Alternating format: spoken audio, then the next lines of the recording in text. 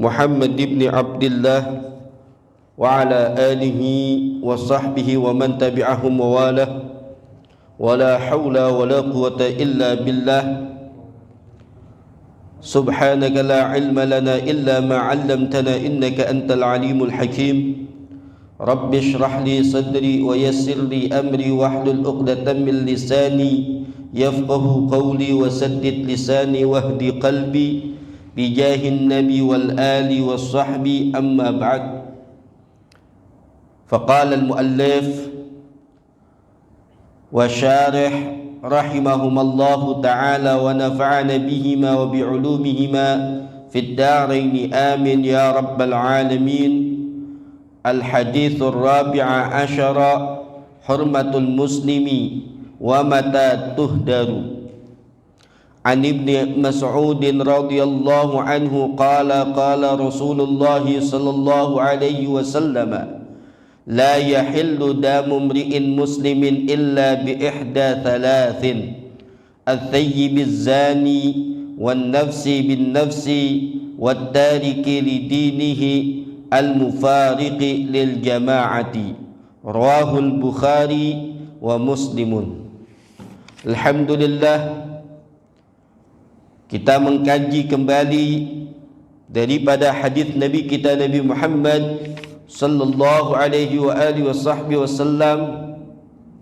Kita masih membahas hadis yang ke-14 yang mana diriwayatkan oleh Sayyidina Abdullah bin Mas'ud radhiyallahu taala anhu, yang mana Nabi Muhammad bersabda, la yahillu damu mri'in, tidak halal darah seseorang muslimin yang muslim, illa bi ihda thalathin, kecuali dengan salah satu di antara tiga perkara. Yang pertama, at-thayyibiz zani, orang yang sudah mempunyai pasangan terus melakukan daripada perzinahan atau zina muhsan, zani muhsan. Dan yang kedua, wan nafsi bin nafsi wat tariki li dinihil mufariqi lil jama'ati. Kemarin tentang masalah perzinahan sudah kita bahas.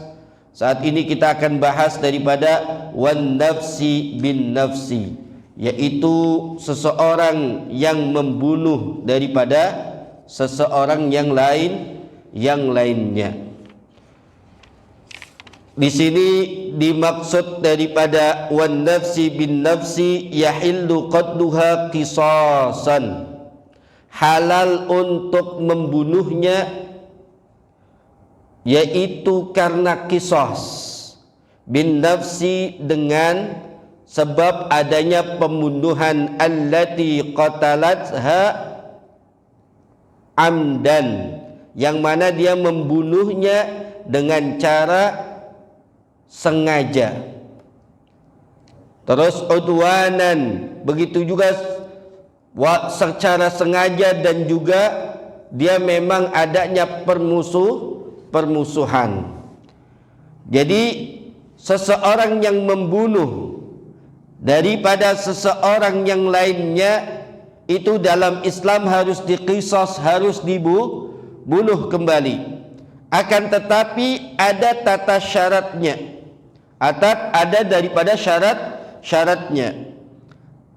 Yang pertama, al-awwalu an yakuna al-qatilu balighan, yang membunuh itu adalah orang yang baligh, sudah berumur mencapai daripada baligh.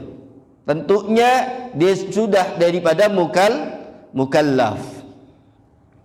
Yang kedua, an yakuna aqilan, harus yang membunuh ini adalah orang yang berakal.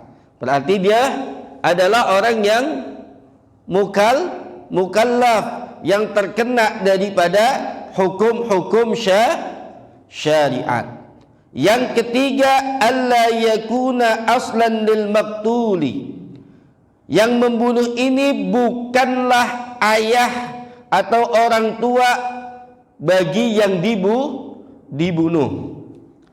Yang keempat, alla yakunal maqtulu anqasa minhu biriqin au kufrin. Yang kedua ini yaitu yang keempat ini syaratnya adalah yang dibunuh ini bukan orang yang derajatnya lebih rendah. Yaitu apa? Biriqin, dengan adanya perbudakan. Kalau yang dibunuh budak berarti tidak memenuhi daripada syarat. Au kufrin, atau yang dibunuh adalah orang kafir. Atau yang dibunuh adalah orang kafir. Faham tom? Fa idzan tafa syartun min dzalika, apabila satu syarat saja daripada itu syarat ada yang tiada, ada yang tidak terpenuhi, fala qatla, maka tidak dihukum dibunuh. Wa tajibu ad-diyatu, wajib membayar diyah.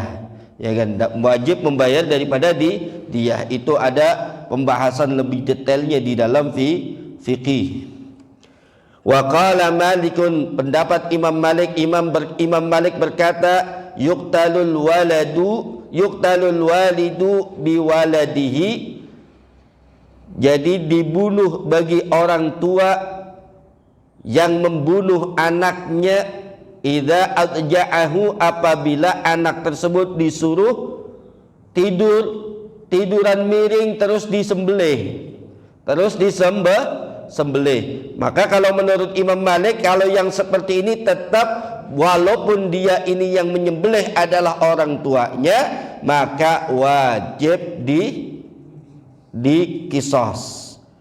Menurut Imam Abu Hanifah, yuqtalul hurru bi'abdi ghairihi, dihukum kisos juga dibunuh bagi orang yang merdeka dengan dia membunuh budak atau hamba sahaya daripada kepemilikan orang lain, daripada orang lain.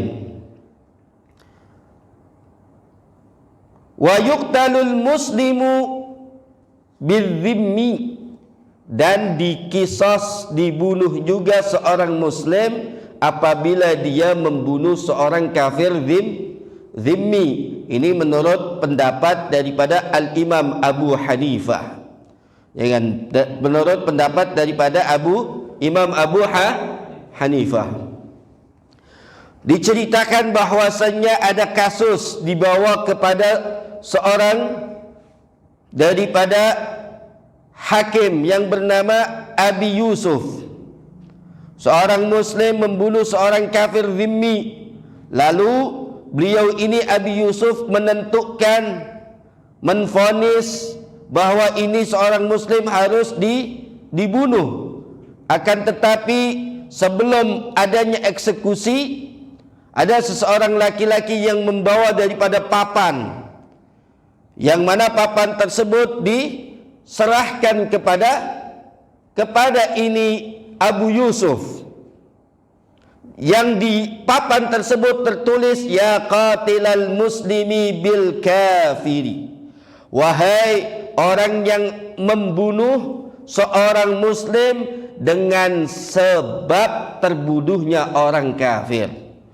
Jurta, engkau telah melakukan daripada kezaliman. Wa mal adilu kal jairi, tidaklah orang adil perbuatannya seperti orang yang zalim. Ya man bi Baghdad, wahai seseorang yang tinggal di Baghdad, wa atrafiha, dan juga di pinggir-pinggir Baghdad, min fuqaha'in nasi aw syairi, daripada orang-orang yang ahli fiqih atau orang yang ahli syair. Jara 'ala dini Abu Yusuf, Abu Yusuf telah melakukan kezaliman atas nama agama, biqatlihi, dengan dia membunuh seorang al-muslima, seorang muslim, bil kafiri, dengan sebab terbunuhnya orang kafir. Fastarja'u, maka kalian minta biar supaya keputusan tersebut ditangguhkan, ditarik kembali. wabkau dan nangislah kalian ala dinikum atas nama agama kalian, wasbiru fal ajru lis-sabiri, dan bersabarlah kalian maka pahala itu untuk orang yang bersabar. Setelah dibacakan daripada syair tersebut, ini Abu Yusuf membawa ke Harun ar-Rasyid, ya kan, membawa ke Harun ar-Rasyid daripada papan tersebut, terus dibacakan kepada Harun ar-Rasyid, dan Harun ar-Rasyid mengatakan kepada Abu Yusuf tersebut, tadarak hadal amra bihilatin, perbaikilah urusan ini dengan cara li'alla yakuna minhu fitnah, jangan supaya tidak ada fitnah, karena ini keputusan menurut daripada orang yang faham itu adalah kezaliman. Akhirnya beliau Abu Yusuf berusaha supaya ini orang Islam ini tidak dibunuh, tidak diqisas, yaitu dengan mencari cara yang tidak melanggar daripada syariat. Terus yang selanjutnya, wattariku lidinihi, wattariki lidinihi, orang yang meninggalkan agamanya, ay al-murtad, orang yang murtad an dinil islami, dari agama Islam, wal a'yadhu billahi ta'ala, ya kan, orang yang murtad atau juga orang yang meninggalkan agama Islam. Orang yang seperti ini dalam Islam fayahillu qatlu, halal dibunuh. Akan tetapi bukan kita yang bunuh, tetap pemerintah ada sistemnya. Bukan mentang-mentang malam ini ngaji begini terus tiba-tiba seenaknya mau ngebunuh. Li khabari man baddala dinahu faqtuluhu, karena ada hadis Nabi sallallahu alaihi wasallam yang berbunyi man baddala dinahu, siapa yang menggantikan agamanya, maksudnya dari Islam ke selain agama Islam, faqtuluhu, maka hukumlah dengan dibunuh. Ini hadis Nabi kita, Nabi Muhammad sallallahu alaihi wa alihi wa sahbihi wasallam. Apalagi zaman sekarang ni, Masya Allah, banyak di antara umat Islam nggak bisa membedakan mana ikhtilaf, mana insiraf. Perbedaan pendapat yang memang itu adalah keluasan Islam, dan juga inhiraf, penyimpangan. Ini zaman sekarang orang umat Islam tuh jarang yang paham mana yang penyimpangan, mana yang perbedaan pendapat. Seenaknya sendiri, gara-gara adanya maulid saling mengkafirkan, mensyirikan, gara-gara ada sesuatu seperti yang satu tahlilan satunya enggak, ini ribut. Ini namanya ikhtilaf. Kalau inhiraf itu boleh. Ahlu sunnah wal jamaah haram mengkafirkan sesuatu yang belum jelas kekafirannya. Akan tetapi ahlu sunnah wal jamaah wajib mengkafirkan sesuatu yang jelas-jelas itu menunjukkan kekafiran. Jadi murtad di sini termasuk orang yang keluar daripada agama, itu termasuk yang dihalalkan oleh agama, darahnya ditumpahkan, yang darahnya halal ditumpahkan. Jadi yang dimaksud di sini adalah apa? Murtad, ya kan? Murtad. Dan kita ketahui ada perkara-perkara yang membuat orang ini menjadi kafir, ya kan? Yaitu apa?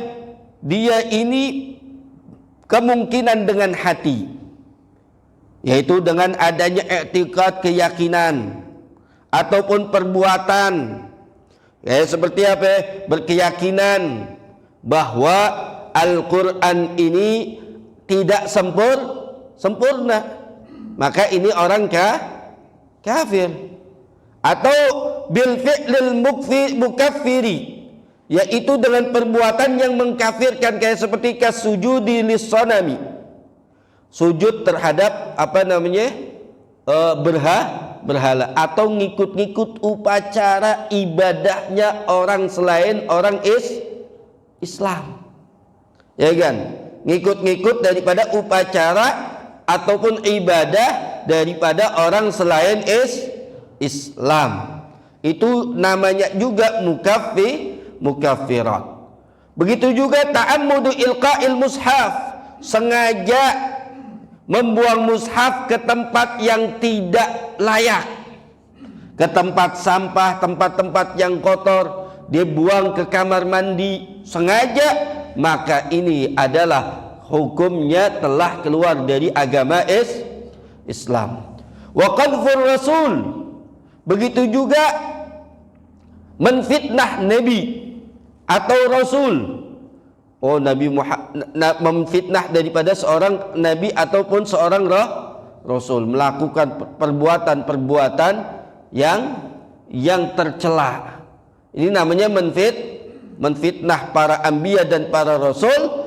Itu juga sama hukumnya wabil khusus kepada habibina Muhammad sallallahu alaihi wa alihi wa sahbihi wasallam. Wal istighfaf bihi, meremehkan Nabi. Hati-hati tuh yang suka ngomong Nabi itu manusia biasa kayak seperti kita. Kalau dia meremehkan Nabi, maka dia bisa jadi keluar dari Islam. Begitu juga wa takdzibihi, yaitu mendustakan Nabi Muhammad. Ada dalil-dalil Nabi Muhammad, syariat-syariat Nabi Muhammad yang dari sumbernya dari Nabi Muhammad, terus kita katakan itu Nabi Muhammad dusta. Nggak benar itu, nggak begitu tuh. Kalau ada orang yang begitu, maka dia telah keluar daripada agamanya Nabi Muhammad sallallahu alaihi wasallam. Bahkan hati-hati kalau mengatakan terhadap Nabi. Ingat, Nabi Muhammad menikah atas dasar wahyu. Tidak sedikit pun Nabi Muhammad nikah atas dasar hawa nafsu. Hati-hati nih bagi orang Islam. Kalau ngucapin seperti itu berbahaya, jangan-jangan bisa menjadikan dirinya keluar daripada agama Islam. Nabi Muhammad itu dijaga oleh Allah Subhanahu wa ta'ala. Itu hati-hati, jangan sembarangan berbicara. Wa kadza takdzibullahi bil aula, lebih-lebih mendustakan Allah. Lebih-lebih mendustakan Allah. Allah jamin dalam ayat Al-Quran tentang rizki. Apaan itu? Dia tidak meyakini, mengimani, justru dia mendustakan daripada Allah Subhanahu wa ta'ala. Begitu juga meniadakan persahabatan Sayyidina Abi Bakar As-Siddiq radhiyallahu ta'ala, yaitu di saat di gua Hira, di gua Thur, dia dustakan sahabat Abu Hurairah, sahabat Abu Bakar bukanlah sahabat Nabi. Dia dustakan itu, maka dia juga adalah keluar daripada agamanya Nabi Muhammad. Atau ngikut-ngikut menfitnah putrinya, yaitu siapa? Sayyidatuna Aisyah. Padahal di dalam ayat Al-Quran itu ada bara'ah dari Allah Subhanahu wa ta'ala atas tuduhan-tuduhan yang dilontarkan oleh kaum munafik kepada Sayyidatuna Aisyah. Kalau dia ngikut-ngikut mengatakan seperti itu, maka telah keluar dari agamanya Nabi kita Nabi Muhammad sallallahu alaihi wa alihi wa sahbihi wasallam.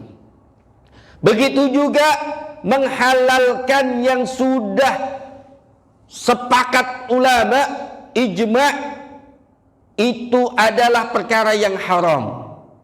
Khamar melalui ayat Al-Quran jelas-jelas haram. Terus ada yang mengatakan halal, keluar daripada agama Nabi Muhammad. Begitu juga menghalalkan sesuatu yang haram. Terus ya mengharamkan sesuatu yang halal. Kayak jual beli itu halal, terus dia katakan haram, ya kan? Itu juga bisa keluar daripada agama Nabi kita, Nabi Muhammad sallallahu alaihi wasallam. Wala yajuzu qatlul murtadi hatta yustataba halan.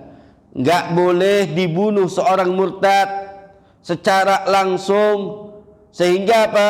Diminta pertaubatan dulu, disuruh taubat, taubat dulu, disadarkan dulu. Bahkan dinukil dari Sayyid Al-Imam Malik bahwasanya dikatakan annahu yuhmalu thalathata ayyamin, dibiarkan dulu 3 hari, dinasehatin, dikasih penjelasan, diberikan daripada peringatan supaya bertaubat kepada Allah. Fa in taba lam yuqtal, kalau sudah taubat tidak boleh dibunuh. Tapi kalau dia nggak mau taubat, berarti dia boleh diqisas atau dihukum pancung. Thumma inna riddata afshahu anwa'il kufri. Jadi murtad ini paling buruknya jenis kekafiran. Kekafiran. Wa akbaru anwa'il kabairi, dan juga paling besar jenis daripada dosa-dosa besar. Setelah itu di bawahnya itu adalah membunuh secara zalim. Itu juga kekejian. Thumma zina, kemudian melakukan perbuatan zina. Thumma al-qadhfu, kemudian menuduh seseorang berzina tanpa bukti, tanpa saksi. Thumma sariqah, kemudian mencuri. Thumma syurbul khamri, kemudian meminum daripada khamar. Thumma riba, kemudian perbuatan riba. Wal ghadab, dan yang terakhir adalah kemarahan. Ya kan? Yang terakhir adalah kemarahan. Ini kita harus pelajari di akhir-akhir zaman ini. Kalau kita nggak belajar ilmu agama berbahaya, karena di luaran sana susah membedakan mana ikhtilaf, mana inhiraf, ya kan? Mana ikhtilaf, mana inhiraf. Terus bagaimana kalau hukumnya orang yang ninggalin salat? Ya kan, ninggalin salat. Kalau menurut daripada jumhur ulama-ulama pengikut Imam Ahmad ibn Hanbal, anna tarikas salati yuqtalu kal murtad, bahwasanya orang yang ninggalin salat itu dibunuh hukumannya seperti kayak orang murtad. Wa yajri alaihi ahkamul murtaddina, begitu juga berlaku padanya hukum-hukum murtad. Fala yusalla alaih, tidak disalatkan. Wala yuwarrathu, dan juga tidak diwariskan. Wa yakunu maluhu fai'an, hartanya ini tidak diwariskan kepada ahli warisnya, tapi ambil oleh daripada baitul mal. Akan tetapi wal mu'tamadu fil madhabina, pendapat yang mu'tamad di dalam mazhab kita, ma'asyirah syafi'iyah, yaitu ulama-ulama syafi'i, annahu yuqtalu bisayfi haddan. Orang yang ninggalin salat secara sengaja, jangan secara sengaja, yaitu dibunuh bisayf, dengan menggunakan pedang haddan, yaitu secara hukumnya secara had, ya kan, secara had. Ada yang mengatakan sebagian daripada pendapat, akan tapi ini pendapat yang di bawah mu'tamad, ini kurang kuat, yaitu apa? cukup dia dipukul menggunakan daripada besi sampai dia solat atau dia mati. Ya, sampai dia solat atau dia mati. Kalau menurut Imam Abi Hanifah, dipenjara selamanya sampai dia melakukan salat, ya kan? Sampai dia melakukan daripada salat. Orang yang ninggalin salat itu di dalam fikih itu dimasukkan kategori hayawan, hewan yang tidak ada dihormati. Tidak dihormati. Orang meninggalkan salat. Bahkan di dalam kitab bab tayammum, kalau seandainya kita punya air, ya kan, untuk wudu, tapi ada orang Islam kehausan dia sholat, maka kita airnya kita kasih, airnya walaupun segitu-gitunya tuh, airnya kita kasih sama orang yang minta minum, terus kita tayamum boleh. Tapi kalau ini orang yang kehausan, ini adalah orang yang suka ninggalin sholat, orang yang ninggalin sholat kagak boleh airnya dikasih, tapi untuk wudu, ya kan? Bahkan di situ itu dibarengkan dengan dikategorikan bersama di situ bersama babi. Jadi orang yang ninggalin sholat itu adalah orang yang hina, orang yang hina. Dahulu iblis gak mau sujud dengan Adam alaihissalam, tapi tetap mau bersujud dengan Allah subhanahu wa ta'ala. Ini orang zaman sekarang ngaku anak Adam tapi tidak mau sujud kepada Allah. Berarti ini lebih dahsyat daripada, ya enggak, daripada iblis. Paham enggak kira-kira? Maka ini kita perhatikan urusan salat, jangan sembarangan, ya kan? Salat ini kalau diibaratkan oleh Al-Habib Abdullah bin Alawi Al-Haddad, salat itu ibarat kepala. Manusia nggak punya kaki, insya Allah masih bisa hidup. Nggak punya tangan, insya Allah masih kita lihat masih bisa hidup. Tapi kita nggak pernah lihat ada manusia tanpa kepala, ya kan? Maka itu ibarat kalau seseorang beragama yaitu tidak mau sholat, maka sama saja dia tidak mau ada kepala. Faham ya? Hadza wa hukmuhu ba'dal qatli awil mauti hukmul muslim. Tapi kalau dia sudah dibunuh, sudah pancung pakai pedang, ya kan? Terus sudah meninggal, maka dia tetap dihukumin kayak hukum orang muslim. Dia dimandikan, dikafani, disolatin, terus dikubur di kuburannya orang Islam. Tapi kalau dia ini tidak tidak taubat, ya kan? Tidak taubat, dia sholat disuka tinggalin, bahkan dia tidak meyakini bahwasannya sholat itu wajib, maka dia kalau secara hukum Islam tidak boleh dikubur di kuburannya orang Islam. Cuma zaman sekarang ini udah campur aduk, kuburan itu udah campur aduk. Bagusnya itu orang Islam dikubur bersama orang Islam. Faham toh? Ini hadis Nabi kita, Nabi Muhammad sallallahu alaihi wa alihi wasallam. Di zaman yang penuh fitnah ini, mari kita selalu berpegang teguh dengan ajaran baginda Nabi Muhammad sallallahu alaihi wa alihi wasallam. Ikuti Nabi Muhammad, jalan keselamatan hanya Nabi Muhammad sallallahu alaihi wa alihi wasallam. Sampai-sampai Allah nyatakan dalam hadits qudsi dalam kitab Jala'ul Afham karya Ibn Qayyim, di situ disebutkan daripada hadits Nabi, hadits qudsi, Allah nyatakan wa izzati wa jalali, demi kemuliaanku dan kebesaranku,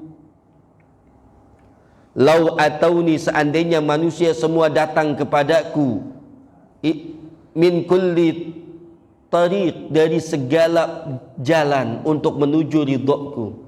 Awistaftahu, atau mereka minta pintu, minta dibukakan pintu daripada keridhaan daripada diriku. Min kulli bab, dari setiap pintu dia pengen mendapatkan daripada keridhaan Allah Subhanahu wa taala. Maka lama fatahtu lahum, sungguh aku tidak akan bukakan untuk mereka, hatta yadkhulu khalfaka, sampai mereka masuk di belakang engkau wahai Nabi Muhammad sallallahu alaihi wasallam. Maknanya apa? Siapapun yang pengen mendapatkan ridhonya Allah, mendapatkan ampunan Allah, harus ngikutin Nabi Muhammad sallallahu alaihi wa alihi wa sahbihi wasallam. Dan mustahil seseorang bisa ngikutin Nabi Muhammad sallallahu alaihi wasallam kalau tidak belajar ilmu, kalau tidak belajar ilmu agama. Faman la yata'allamul ilma la ya'ta'atta lahu al-ittiba'u wal iqtida'u bi Rasulillah sallallahu alaihi wasallam fi awamirihi wa nawahihi wa af'alihi wa aqwalihi wa akhlaqihi. Orang yang tidak belajar ilmu agama, maka tidak akan mudah baginya untuk mengikuti, menteladani Rasul sallallahu alaihi wasallam, baik dalam perintah-perintahnya, larangan-larangannya, perbuatan-perbuatannya, begitu juga ucapan-ucapannya, wa akhlaqihi, dan akhlaknya. Tidak mungkin bisa mengikuti Nabi Muhammad sallallahu alaihi wa alihi wa sahbihi wasallam. Maka seharusnya kalau kita memang betul-betul mengaku umat Nabi Muhammad, cinta dengan Nabi Muhammad, pastinya cinta dengan ilmunya Nabi Muhammad sallallahu alaihi wa alihi wa sahbihi wasallam. Tapi miris, sangat miris, berapa banyak majelis-majelis ilmu, baik di masjid-masjid ataupun dimanapun tempat, jarang yang mau mengkaji. Tapi kalau komentar, ngikut komentar itu banyak banget di medsos, ngikut ngomong ini ngomong itu, tapi padahal nggak paham urusan ilmu agama. Ini yang membuat perselisihan di mana-mana, itu karena orang yang bodoh mengatakan, orang yang bodoh berfatwa, orang yang bodoh diberikan mimbar-mimbar yang seharusnya tidak sepatutnya untuk ditempati orang-orang tersebut. Ini yang menyesatkan umat dari Habibina Muhammad sallallahu alaihi wa alihi wa sahbihi wasallam. Maka dari itu kita dengan mengkaji hadis Nabi Muhammad supaya kita mengikuti Nabi Muhammad, supaya kita tahu arahnya Nabi Muhammad. Tidak mungkin kita dapatkan daripada ridha Allah kalau tanpa mengikuti Nabi Muhammad.